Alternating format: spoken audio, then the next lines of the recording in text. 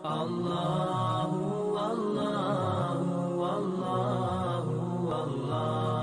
الله الرحمن الرحيم. الحمد لله نحمده ونستعينه ونستغفره ونؤمن به ونتوكل عليه ونعوذ بالله من شرور أنفسنا ومن سيئات أعمالنا. من يهده الله فلا مضل له ومن يضلله فلا هادي له. ونشهد أن لا إله إلا الله وحده لا شريك له. ونشهد أن سيدنا ونبينا ومولانا محمدا عبده ورسوله الذي أرسل بالحق بشيرا ونذيرا وداعيا إلى الله بإذنه وسراجا منيرا. فقد قال الله تبارك وتعالى في القرآن المجيد والفرقان الحميد: قل يا أيها الناس إني رسول الله إليكم جميعا. صدق الله العظيم. وقال النبي الحبيب صلى الله عليه وسلم: لا يؤمن أحدكم حتى أكون أحب إليه من ولده ووالده والناس أجمعين، أو كما قال عليه الصلاة والتسليم. سبحان ربك رب العزة عما يصفون وسلام على المرسلين والحمد لله رب العالمين. اللهم صل على سيدنا محمد وعلى آل سيدنا محمد وبارك وسلم. اللهم صل على سيدنا محمد وعلى آل سيدنا محمد وبارك وسلم. اللهم صل على سيدنا محمد وعلى آل سيدنا محمد وبارك وسلم.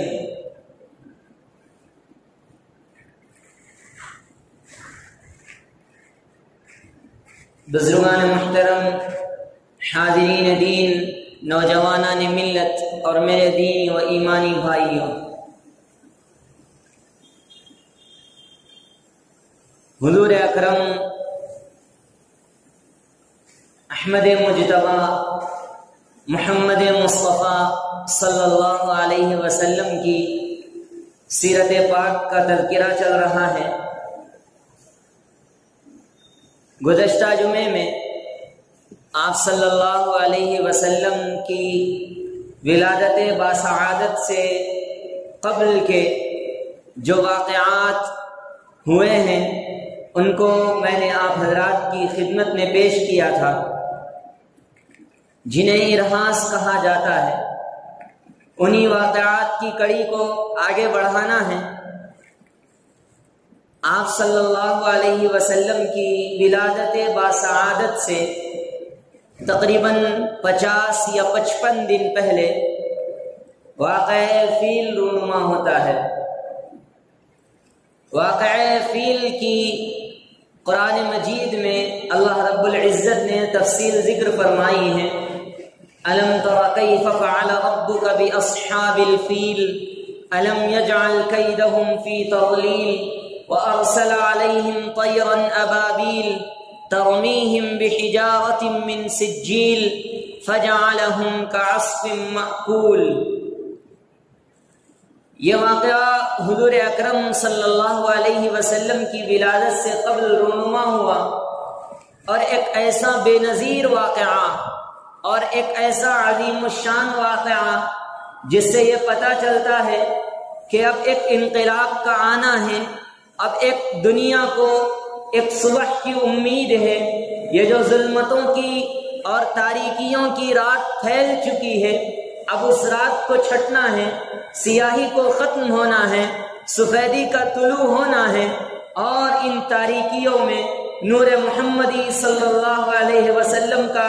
جلوہ گر ہونا ہے. یہ علامات تھے اس بات کے کہ حضور اکرم صلی اللہ علیہ وسلم کی ولادت باسعادت ہونے والی ہے۔ عرب کے لوگ حج کے موقع پر اپنی تجارت کیا کرتے تھے اور تجارت میں وہ بہت نفع کمایا کرتے تھے، اور اہل عرب کے نزدیک کعبۃ اللہ کی عظمت، کعبۃ اللہ کا احترام، کعبۃ اللہ کا تقدس بہت پہلے سے ان کے ذہنوں میں بیٹھا ہوا تھا۔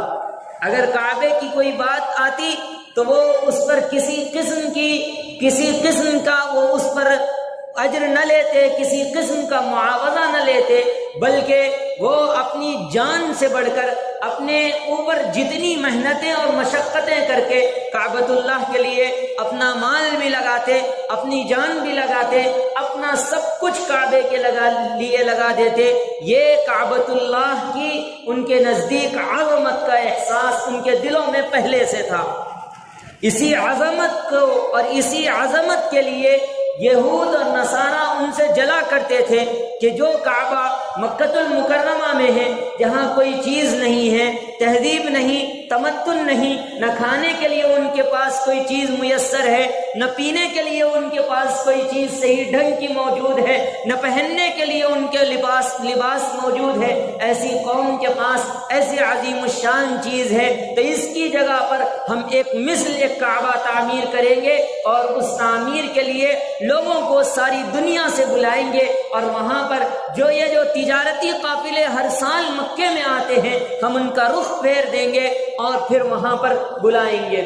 یہ سوچ کر یمن کے اندر وہاں کا جو بادشاہ تھا، یمن کا دارالسلطنت صنعاء کے اندر وہاں کا جو بادشاہ ابرہہ تھا، اس نے یہ کیا کہ کعبۃ اللہ کے ہم مثل ایک گرجا گھر بنایا، اور گرجا گھر بنا کر پورے لوگوں میں یہ بات مشہور کر دی کہ اب اگر کوئی کعبہ کے طواف کرنا چاہتا ہے تو وہ یا مکہ نہ جائے بلکہ یمن آئے اور صنعاء آئے، اور صنعاء آ کر اس گرجا گھر کا طواف کرے۔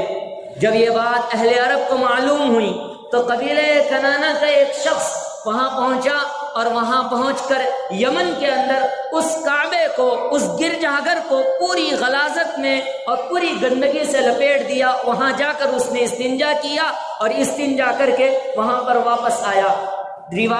بعض روایات میں یہ بھی ملتا ہے استنجا کرنے کے ساتھ ساتھ اس نے اس گرجا گھر کو جلا بھی دیا، اور جلا کر وہ اپنے وطن اور مکۃ المکرمہ واپس آ گیا۔ جب ابرہہ کو اس بات کی اطلاع ملی اور اس کو اس بات کا علم ہوا تو وہ آپے سے باہر ہو گیا، غیظ و غضب نے آ گیا اور غصے میں آ کر کہا کہ میں اب کعبے کو ڈھا دوں گا، اس کی اینٹ سے اینٹ بجا دوں گا، اس کو تباہ و برباد کر دوں گا۔ اور اسی ناپاک عزم کو لے کر وہ اپنے لشکر جرار کے ساتھ ہاتھیوں کو لے کر، بڑے بڑے ہاتھیوں کو، بڑے بڑے جانوروں کو اور بہت بڑا لشکر جرار لے کر وہ یمن سے نکلا اور کعبۃ اللہ کی طرف، اور کعبۃ اللہ کا رخ کر کے مکۃ المکرمہ پہنچ رہا ہے۔ راستے میں جو بھی ملتے وہ ان کا جو بھی قافلے ملتے ان کا مال چھین لیتا، ان کے جانور چھین لیتا، اور اگر کوئی عورتیں ہوتی تو وہ ان کا استحصال کر لیتا۔ ایسے ہی ظلم و ستم کرتے ہوئے وہ مکۃ المکرمہ پہنچا۔ راستے میں حضرت خواجہ عبد المطلب کے اونٹ چل رہے تھے، ان کی بکریاں چل رہی تھی۔ وہاں پہنچ کر اس نے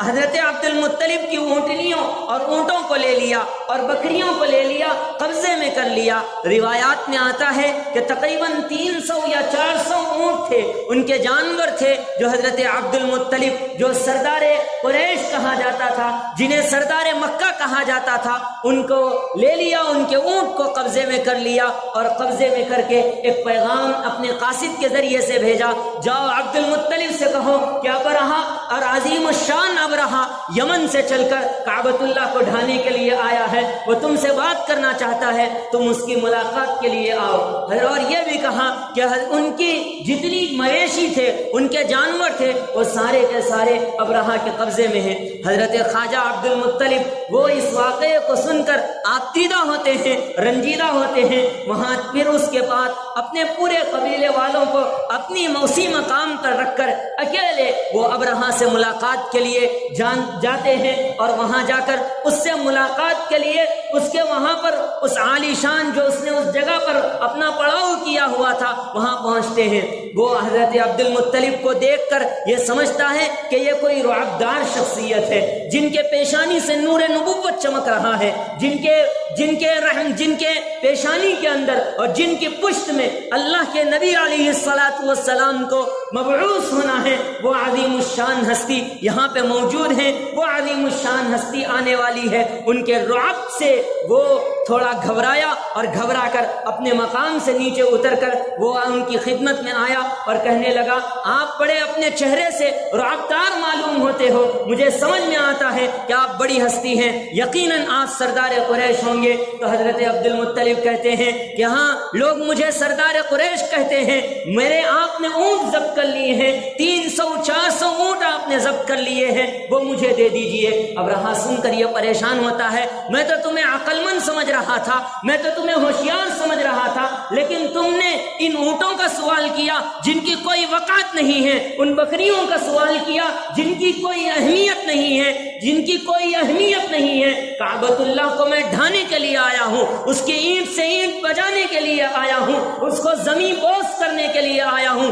اور تمہیں اونٹوں کی پڑی ہے، تمہیں بکریوں کی پڑی ہے۔ حضرت عبد المطلب پر اطمینان ہو کر جواب دیتے ہیں کہ یہ ان اونٹوں کا میں مالک ہوں، ان بکریوں کا میں مالک ہوں، اور جو یہ گھر ہے، جو یہ کعبہ ہے، اس کا میں مالک نہیں ہوں، اس کا اللہ مالک ہے۔ میں اپنی اونٹنیوں کی اور اپنے اونٹوں کی حفاظت کروں گا، اور جس کا یہ گھر ہے اللہ اس گھر کی حفاظت کرے گا۔ مجھے اس سلسلے میں کسی طرح کا تردد نہیں، تجھے جو کرنا ہے کر لے، مجھے میرے مویشی دے دے، مجھے میرے اونٹ واپس کر دے۔ حضرت عبد المطلب کا یہ جواب سن کر ابرہہ ہکا پھکا ہو جاتا ہے، وہ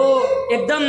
دم سے کہتا ہے اپنے لشکریوں سے، انہیں ان کے اونٹ دے دو، ان کے مویشی دے دو، اور پھر اس کے بعد حضرت عبد المطلب اپنے اونٹ لے کر مکے آتے ہیں، اپنے پورے قبیلے سے کہتے ہیں، جاؤ تم لوگ مکے کی پہاڑیوں پر چڑھ جاؤ، اور مکے میں کوئی بھی نہ رہے۔ پھر پوروں کو بھیج کر اپنے قبیلے کے معزز افراد کو لے کر کعبۃ اللہ پہنچتے ہیں۔ وہ کعبۃ اللہ کی چوکٹ پہ پہنچ کر ہاتھ رکھ کر حضرت عبد المطلب دعا کرتے ہیں، اے اللہ، یہ گھر تیرا ہے، ہم اپنے گھروں کی حفاظت کرتے ہیں، آپ اپنے گھر کی حفاظت فرمائیے۔ آج عیسائی صلیب کے پجاری، صلیب کے بندے تیرے اس گھر کو ڈھانے کے لیے آئے ہیں، میرے مولا اپنی مدد، اپنے بندوں کی مدد فرما، تیرے پرستاروں کی مدد فرما، تیرے چاہنے والوں کی مدد فرما، اور اس گھر کی حفاظت فرما۔ یہ زار و قطار رو رو کر حضرت عبد المطلب دعا کرتے ہیں، اور پورے قافلے کو لے کر مکی کی پہاڑیوں پر چڑھے جاتے ہیں۔ وہاں اس کے بعد دوسرے دن وہاں ابرہہ اپنے پورے لاؤ لشکر کے ساتھ آگے بڑھتا ہے مقام مغمس تک۔ مکے میں ایک مقام ہے مغمس، وہاں پر پہنچتا ہے تو وہاں پر اس کا اونٹ جس پر ابرہہ سوار تھا، محمود نامی، وہاں پہ بیٹھ جاتا ہے۔ وہ اس کو مارتا ہے، اٹھاتا ہے، بہت کوشش کرتا ہے، اٹھ جا، کھڑے ہو جا اور چل، اور لیکن وہ چلنے کے لیے تیار نہیں ہوتا۔ اتنے میں آسمان سے اللہ کی قدرت آتی ہے، اللہ کا عذاب آتا ہے، سمندر سے ایک لشکر، ایک ابابیل کی شکل میں اللہ کا لشکر آتا ہے، اپنے منہ میں ایک چھوٹی چھوٹی کنکریاں لی ہوئی ہیں، اپنے دونوں پیروں میں ایک کنکری لی ہوئی ہے، اپنے تین کنکر ایک منہ میں اور 2 پیروں میں لے کر ابرہہ کے لشکر پر آتے ہیں۔ روایات میں آتا ہے ایسا کنکر جو اس ہاتھی پر بیٹھے شخص پر گرتا، وہ اس شخص کو چیرتا ہوا، ہاتھی کو چیرتا ہوا زمین تک پہنچ جاتا۔ قرآن مجید نے اس کی تعبیر کی، ترمیہم بحجارۃ من سجیل فجعلہم کعصف مأکول، کہ ان پر ابابیل نے چھوٹی چھوٹی کنکریاں ڈالی، ایسی کنکریاں ڈالی کہ انہیں ایک کھائے ہوئے جلائے ہوئے لکڑی کے بھوسے کے مانند بنا دیا۔ وہ ہاتھی، وہ زبردست لاؤ لشکر والے، لشکر جرار والے ایک لکڑی کے جلے ہوئے بھوسے کے مانند ہوئے۔ قرآن مجید میں اس واقعے کا مفصل تذکرہ موجود ہے۔ الم تر کیف فعل ربک باصحاب الفیل الم یجعل کیدہم فی تضلیل وارسل علیہم طیرا ابابیل ترمیہم بحجارۃ من سجیل فجعلہم کعصف مأکول، اللہ نے انہیں کھائے ہوئے جلائے ہوئے ایک بھوسے کے مانند بنا دیا۔ یہ علامت ہے حضور اکرم صلی اللہ علیہ وسلم کی بعثت کی۔ آج صلی اللہ علیہ وسلم کو پیدا ہونا ہے، ساری کائنات منتظر ہے، ہر کوئی انتظار کر رہا ہے کہ اب احمد مجتبی، امام الانبیاء، سید المرسلین، کائنات کے تاجدار، امام حرم، شاہ عجم، سید الاولاق، احمد اتقیاء صلی اللہ علیہ وسلم کی بعثت ہونے والی ہے۔ یہ علامت ہے، یہ علامت ہے، یہ علامت ہے۔ پوری کائنات منتظر ہے۔ حضرت ابراہیم نے جن کے لیے دعائیں کی، ربنا وابعث فیہم رسولا منہم یتلو علیہم آیاتہ ویزکیہم ویعلمہم الکتاب والحکمہ وان کانوا من قبل لفی ضلال مبین۔ اب اس دعا کی قبولیت کا وقت آ چکا ہے، جس کی موسیٰ نے بشارت دی تھی، اس بشارت کے پورا ہونے کا وقت آ چکا ہے۔ جس کی عیسیٰ نے بشارت دی تھی، اس بشارت کے پورا ہونے کا وقت آ چکا ہے۔ جس کی تمام نبیوں نے بشارت دی تھی، اس بشارت کے پورا ہونے کا وقت آ چکا ہے۔ رسول مجتبی کہیے، محمد مصطفیٰ کہیے، خدا کے بعد بس وہ ہیں، پھر اس کے بعد کیا کہیے؟ شریعت کا ہے یہ اسرار، ختم الانبیاء کہیے، محبت کا تقاضا ہے کہ محبوب خدا کہیے، جبین و رخ محمد کے تجلی ہی تجلی ہیں، جسے شمس الضحیٰ کہیے، جسے بدر الدجا کہیے۔ جب ان کا ذکر ہو دنیا سراپا گوش ہو جائے، جب ان کا نام آئے، جب ان کا نام آئے مرحبا صلی علی کہیے، جب ان کا نام آئے مرحبا صلی علی کہیے۔ یہ حضور اکرم صلی اللہ علیہ وسلم کی ولادت باسعادت سے قبل کے علامات ہیں۔ ہر کوئی منتظر ہے، زمین و زمان منتظر ہے، شمس و قمر منتظر ہے، شجر و حجر منتظر ہے، یتیم منتظر ہے، یتیم منتظر ہے۔ کوئی ان کی کفالت کرنے والا نہیں ہے، کوئی ان کے سر پہ ہاتھ رکھنے والا نہیں ہے، ان کو پیدا ہوتے ہی دور کر دیا جاتا ہے۔ ہاں، اب کوئی در یتیم آنے والا ہے، اب کوئی یتیموں کو سر پہ بٹھانے والا آنے والا ہے۔ قرآن مجید نے تعبیر کیا، الم یجدک یتیما فآوا، الم یجدک یتیما فآوا۔ حضور اکرم صلی اللہ علیہ وسلم نے فرمایا، انا وکافل الیتیم ہاکذا، میں اور یتیم کی کفالت کرنے والا جنت میں اس طرح ہوں گے۔ جنت میں دو انگلیوں کے درمیان جتنا فاصلہ ہوتا ہے، اس طرح ایک جگہ میں ہوں گا اور ایک جگہ یتیم کی کفالت کرنے والا ہوگا۔ یتیم کو یہاں پر یتیم کی انتظار تھا، یہاں پر مظلوم انتظار کر رہے تھے کہ مظلوم، ان پر ظلم و ستم آیا تھے۔ اب کوئی اتقی کا دعوت المظلوم، اتقی دعوت المظلوم، انصر اخاک ظالما و مظلوما کہنے والا آنے والا تھا۔ بیوہ منتظر تھے کہ اب ہماری بیوگی کا جو ظلم و ستم ہم پر ہو رہا ہے، اس ظلم و ستم سے بچانے والا کوئی اور آنے والا تھا، جسے احمد مجتبی کہتے ہیں، جسے محمد مصطفیٰ کہتے ہیں۔ وہ عظیم الشان ہستی کا وجود ہونے والا تھا۔ کائنات کی ہر چیز منتظر ہے، کائنات کی ہر چیز منتظر ہے کہ اب حضور اکرم صلی اللہ علیہ وسلم کی بعثت ہونے والی ہے۔ حضور اکرم صلی اللہ علیہ وسلم کا اس دنیا میں طلوع ہونا ہے۔ وہ ہستی جن کے لیے اس کائنات کو بنایا گیا۔ لولا کلمہ خلقت الافلاک، اگر آپ کو پیدا کرنا نہ ہوتا تو کائنات کی کوئی چیز کو نہ پیدا کیا ہوتا، آپ کو پیدا نہ کرنا ہوتا تو یہ نہ آسمان کو پیدا کیا جاتا، زمین کو پیدا نہ کیا جاتا، سورج کو نہ پیدا کیا جاتا، چاند کو نہ پیدا کیا جاتا، ستاروں سیاروں کو نہ پیدا کیا جاتا، کائنات کی کسی چیز کو نہ پیدا کیا جاتا اگر آپ کو پیدا نہ کیا جاتا۔ آپ کی پیدائش، آپ صلی اللہ علیہ وسلم کی پیدائش تو تھی جس کی وجہ سے یہ پوری کائنات کو اللہ رب العزت نے پیدا فرمایا ہے۔ لولا کلمہ خلقت الافلاک، اس عظیم الشان ہستی کا ورود ہونا ہے، اس عظیم الشان ہستی کی بعثت ہے۔ یہ علامات ظاہر ہو رہی ہیں۔ یہ علامات ظاہر ہو رہی ہیں۔ آپ صلی اللہ علیہ وسلم کی بعثت سے قبل جو علامات ظاہر ہوئے، ایوان کسریٰ کے 14 کنگرے گر جاتے ہیں، آتش کدے فارس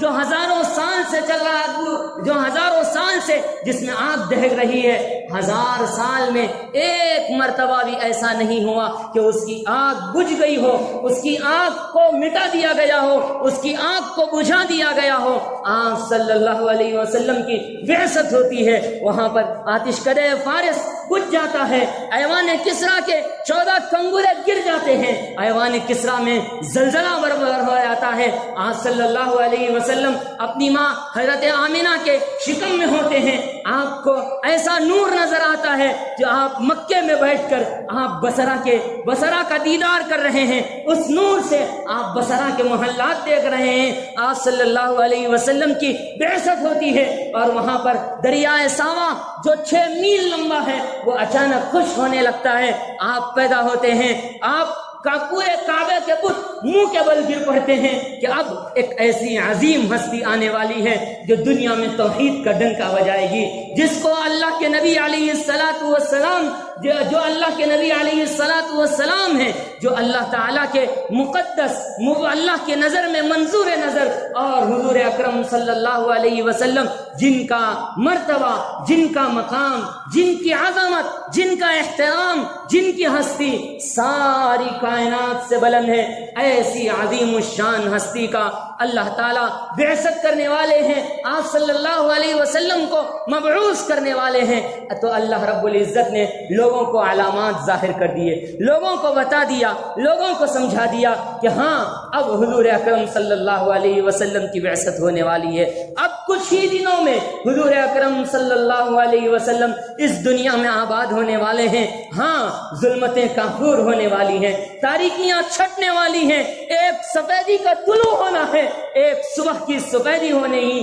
جتنی تاریکی اس وقت مکے میں عام تھی اس تاریکی کا خاتمہ کرنا ہے۔ ساری دنیا کو، ساری انسانیت کو، جو لوگوں کو ہدایت دینا ہے، لوگوں کو سمجھانا ہے، ایسی عظیم الشان ہستی کا اس وقت وجود ہونے والا ہے، اس وقت اس عظیم الشان ہستی کو پیدا کیا جانا ہے، اس لیے ان واقعات کا ظہور ہو رہا ہے، ان واقعات کا پے در پہ اللہ رب العزت ان واقعات کو ثابت کر رہے ہیں۔ اور پھر اللہ رب العزت مفسرین کا، محدثین کا اختلاف ہے کہ آپ صلی اللہ علیہ وسلم کی بعثت کون سے دن ہوئی ہے، لیکن مشہور تاریخ کے مطابق 12 ربیع الاول کو حضور اکرم صلی اللہ علیہ وسلم اس دنیا میں جلوہ گر ہوتے ہیں۔ آج تقریباً 5 ربیع الاول ہے، آئندہ جمعے میں انشاءاللہ 12 ربیع الاول کی تاریخ ہمیں ملے گی۔ میں تمام حضرات سے، حضور اکرم صلی اللہ علیہ وسلم سے محبت کرنے والوں سے، آپ صلی اللہ علیہ وسلم کے شیدائیوں سے، آپ صلی اللہ علیہ وسلم کے نام پر مر مٹنے والوں سے، کائنات میں صرف ایک ایسی ہستی ہے جن کے نام پر کوئی سمجھوتا نہیں ہو سکتا،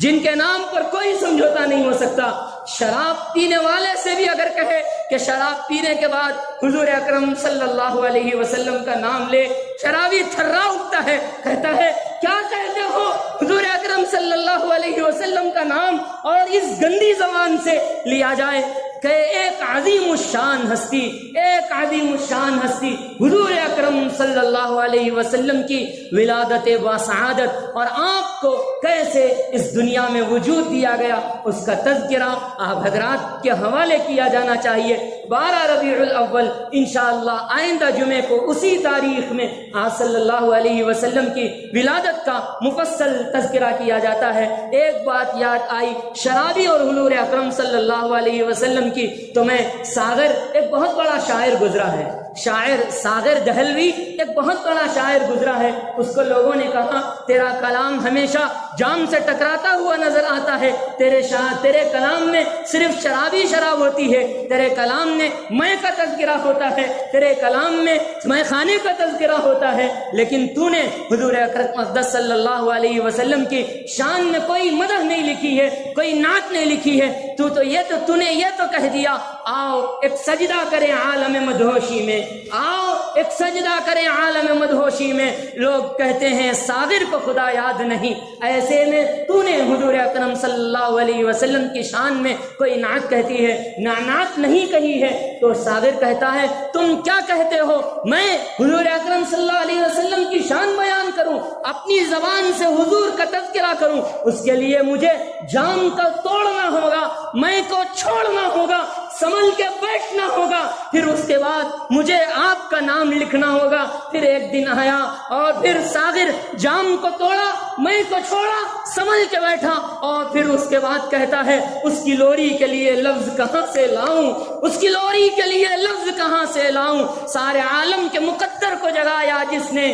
سارے عالم کے مقدر کو جگایا جس نے، جس کے جھولے پہ ملائک نے ترانے چھیڑے، جس کے جھولے پہ ملائک نے ترانے چھیڑے، قیصر و کسریٰ کے منڈیروں کو ہلایا جس نے، قیصر و کسریٰ کے منڈیروں کو ہلایا جس نے، وہ عظیم الشان ہستی، ایسی عظیم الشان ہستی جن کا تذکرہ مسلم ہے، جن کی ولادت باسعادت کا تذکرہ عبادت ہے، افضل ہے، ایسی عظیم الشان ہستی کا تقاضا یہ ہے کہ ہم حضور اکرم صلی اللہ علیہ وسلم کی سچی محبت کو ہم اپنی زندگی میں لائیں، اپنی زندگی میں حضور اکرم صلی اللہ علیہ وسلم کی سچی اطاعت کو اپنی زندگی میں لائیں۔ حضور کے نام پر ہم بہت حضور کے نام پر جذباتی ہیں، ہاں ہونا بھی چاہیے، ایمان کا تقاضا ہے کہ ہم حضور کی ذات پہ ہم مر مٹے، اپنا سب کچھ قربان کر دیں، جان مال آل اولاد سب کچھ حضور اکرم صلی اللہ علیہ وسلم کے نام پر قربان ہے،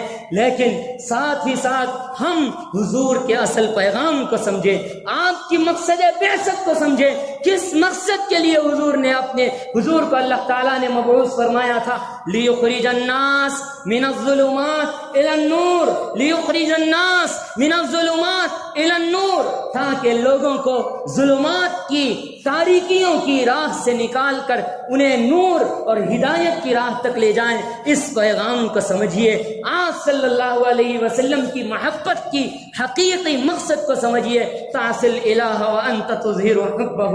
تعصل الہ وانت تظہر حبہ، ھذا محال وفی القیاس بدیع، تم محبت کا دم تو بھرتے ہو حضور اکرم صلی اللہ علیہ وسلم پر، لیکن حضور کی اطاعت میں اپنے حضور کی اطاعت نہیں کرتے ہو، تو پھر یہ کیسی محبت ہے؟ حضور کی اطاعت نہیں کرتے ہو تو یہ کیسی محبت ہے؟ یہ اصول ہے کہ جو کوئی جس سے محبت کرتا ہے وہ اس کا مطیع ہوتا ہے، اس کا فرما بردار ہوتا ہے۔ ہم حضور سے محبت کرنے والے ہیں تو ہمیں اس کی محبت کا تقاضا یہ ہے کہ ہم حضور اکرم صلی اللہ علیہ وسلم کے مطیع بن جائیں، آپ کے اطاعت گزار بن جائیں، آپ کے سونے جاگنے کو ہماری زندگی کا سونا جاگنا بنائیں، آپ کے پہننے، آپ کے اٹھنے بیٹھنے کو ہماری زندگی کا اٹھنا بیٹھنا بنائیں، آپ کے زندگی کے ایک ایک وقت کو اپنی زندگی کے لیے مشعل راہ بنائیں۔ یہی آپ صلی اللہ علیہ وسلم کی محبت کا تقاضا ہے، اور حضور اکرم صلی اللہ علیہ وسلم کا تذکرہ ہماری جھوٹی اور گندی زبانوں سے کیا ہو سکتا ہے؟ حضور اکرم صلی اللہ علیہ وسلم کی مدح سرائی ہماری زبان سے کیا ہو سکتی ہے؟ ہزار بار گشویم دہن زمش کو گلاب، ہزار بار گشویم دہن زمش کو گلاب، ہنوز نام تو گفتن کمال بے ادبی، اگر میں اپنے منہ کو ہزار مرتبہ مشک اور گلاب سے دھوں تب بھی حضور اکرم صلی اللہ علیہ وسلم کا نام لینا بھی بے ادبی ہے، حضور اکرم صلی اللہ علیہ وسلم کا نام اپنی زبان سے لینا بھی بے ادبی ہے۔ ایسی عظیم الشان ہستی کا تذکرہ، آپ صلی اللہ علیہ وسلم کی ولادت باسعادت کا تذکرہ اور اس کے اصل پیغام کو سمجھیے، آپ کے اس سلسلے سیرت سے جڑیے۔ ماشاءاللہ بہت سارے افراد وقت سے پہلے مؤذن کی اذان کے ساتھ مسجد میں آنے کی کوشش کرتے ہیں، لیکن میں تمام حضرات سے فرداً درخواست کرتا ہوں، ماحول بنائیں، مسجد میں مؤذن کی صدا کے ساتھ اپنا قدم داخل رکھیں، پھر اس کے بعد مسجد میں کچھ دیر کے لیے سورہ کہف کی تلاوت کریں، کچھ دیر حضور پر درود پڑھیں، حضور پر سلام بھیجیں، کچھ کچھ دیر بیٹھ کر قرآن کی تلاوت کریں، کچھ دیر بیٹھ کر درود شریف پڑھیں، یہ ہمارے ایمان کی تازگی کا ذریعہ ہے۔ ہم اذان سننے کے بعد جمعے کی تیاری کرتے ہیں، ایسا نہ ہو وقت سے پہلے جمعے کی تیاری کریں اور وقت سے پہلے مسجد آنے کی کوشش کریں، اور حضور اکرم صلی اللہ علیہ وسلم کے بعثت کے پیغام کو ہمیں سمجھنے کی کوشش کرنی چاہیے۔ اللہ پاک ہمیں سمجھا دے، آمین یا رب العالمین۔ وصلی اللہ تعالی علی نبینا الکریم محمد وآلہ وصحبہ اجمعین برحمتک یا ارحم الراحمین، والحمد للہ رب العالمین۔